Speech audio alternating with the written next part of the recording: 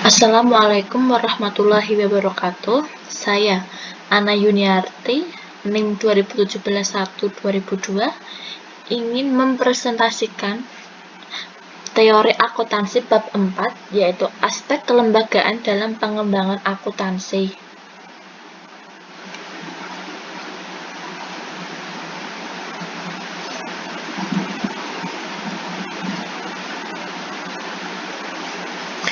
Dalam penyusunan standar akuntansi di Amerika Serikat, pengembangan standar akuntansi di Amerika Serikat dapat dibagi ke dalam 3 tahap, yaitu tahap awal pembentukan tahun 1930 sampai 1936. Periode setelah Perang Dunia tahun 1946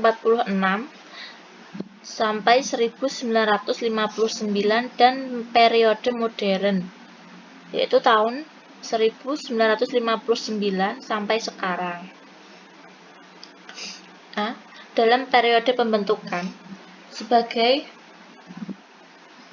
akibat dari crash di pasar modal tahun 1929, periode 1930 sampai 1946 memiliki pengaruh yang signifikan di dalam praktek akuntansi di Amerika. Usaha pertama, mengembangkan standar dimulai dengan adanya persetujuan antara American Institute Certificated Public Account dan New York Stock Exchange. Hasil kerjasama ini adalah format draft Five-Board Accounting Principle yang disiapkan oleh Komite AICPA dan disetujui oleh Komite NYSE pada tanggal 22 September tahun 1932. B. Komite Prosedur Akuntansi. Pada tahun 1933, AICPA membentuk komite khusus pengembangan prinsip akuntansi. Namun tidak banyak yang bisa dikerjakan oleh komite ini dan kemudian diganti dengan Komite on Accounting Procedure pada tahun 1936. C. Periode berakhirnya Komite on Accounting Procedure. Periode dari tahun 1957 sampai 1959 merupakan periode transaksi pengembangan standar akuntansi di Amerika. Banyak orang-orang merasa bahwa CAP bekerja terlalu lambat dan selalu menolak terhadap isu-isu kontroversial. Dalam pertemuan tahapan AICPA tahun 1957 dibentuk Special Committee on Research Program. Laporan dari komite ini menjadi cikal bakal didirikan Accounting Principle Board atau APB dan Accounting Research Division. D. Periode modern.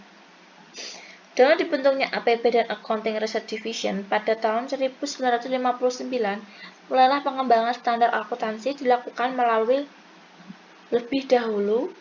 Divisi riset adalah lembaga otonom memiliki seorang direktur yang mempunyai otoritas untuk mempublikasikan hasil pertemuan staf riset yang berkaitan dengan pengembangan prinsip akuntansi.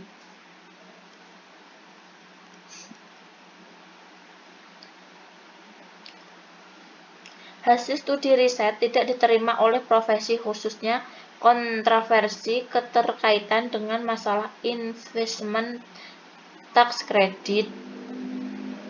Oleh karena kritik terhadap APB bermunculan terus, maka bulan April 1971, AICPA membentuk 2 grup studi, yaitu The Study Group on Establishment of Accounting Principle, Financial Accounting Standard Board atau FASB. Standar ini diterbitkan sebagai rumusan standar akuntansi keuangan. FASB juga menerbitkan rumusan konsep akuntansi keuangan. Konsep-konsep yang diperkenalkan di dalam statement standar. Struktur FASB mengalami perubahan pada tahun 1977 dan Modifikasi perubahan ini sebagai hasil rekomendasi dari struktur Committee of the Financial Accounting Foundation.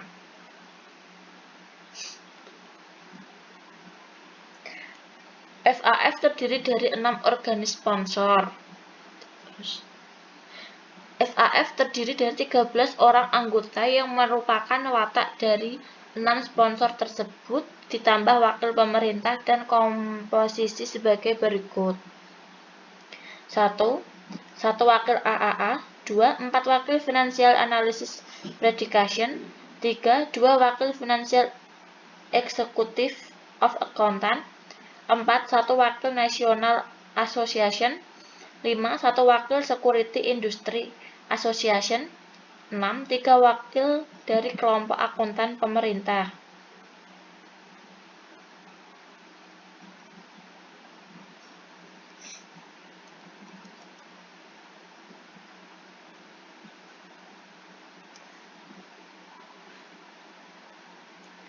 Anggota FASB berjumlah 7 orang yang masing-masing diangkat untuk waktu 5 tahun dan menjabat maksimum 2 periode.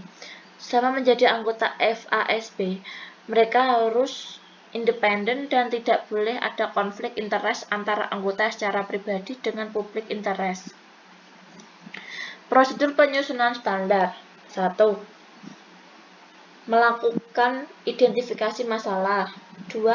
Membentuk task force untuk mengeksplorasi segala aspek dari masalah berupa discussion memorandum. 3. Menyebarkan discussion memorandum ke pihak-pihak yang berkepentingan. 4. Melaksanakan public hearing. 5. Menerbitkan exposure draft dari standar dan dimintakan pendapat secara tertulis kepada semua pihak yang berkepentingan. 6. Menerbitkan exposure draft baru 1 atau final vote diambil oleh Dewan FASB.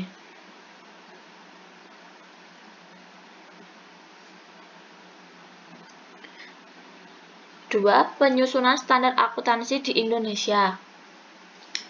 Penyusunan standar akuntansi di Indonesia dapat dikategorikan menjadi 2 periode, yaitu A. Periode sebelum Kongres 8 yang terdiri dari organisasi dan dana. 2. Due process prosedur. B. Periode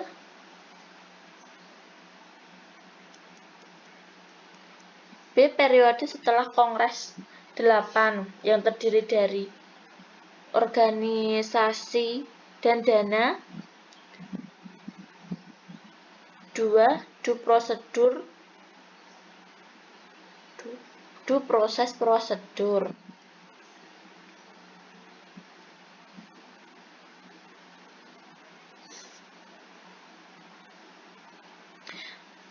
Pada periode sebelum Kongres, terdapat organisasi dan dana, yaitu anggota Komite SAK terdiri dari 17 orang. Komite SAK bertanggung jawab terhadap pengurus surat IAI. Komite SAK dipilih setelah tahun 1994 dan berakhir menjelang Kongres tahun 1998. Dana yang digunakan diperoleh dari sumbangan, kerjasama dengan organisasi pemerintah, perusahaan dan proyek Bank Dunia atau WKO. 2. Due process prosedur. A.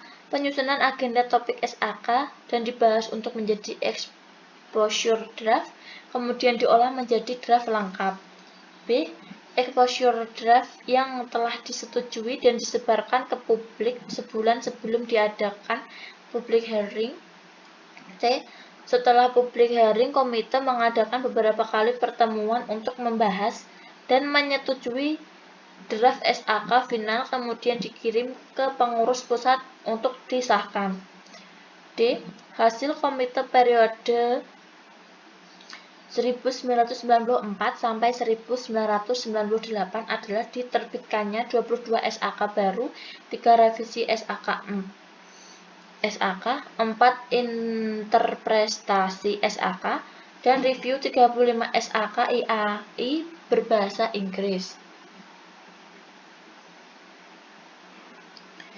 B. Periode setelah Kongres 8, yaitu organisasi dan dana. Anggota komite adalah 7 orang, 7 atau 9 orang. Komposisi anggota harus mencerminkan konstituen,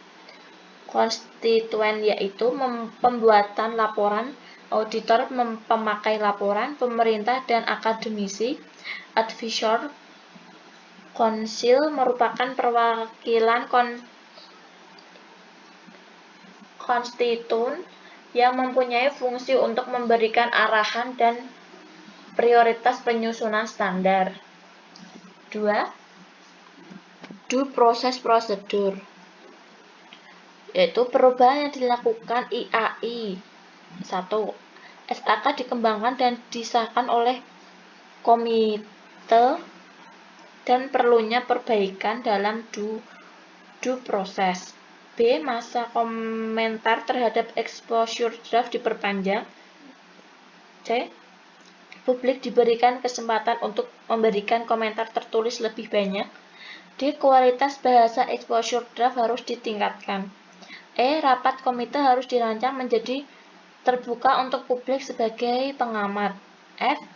Penyebaran hasil tertulis diperbanyak dan diperluas dengan menggunakan media yang tersedia. Sekian presentasi dari saya. Apabila ada salahnya mohon dimaafkan. Assalamualaikum warahmatullahi wabarakatuh.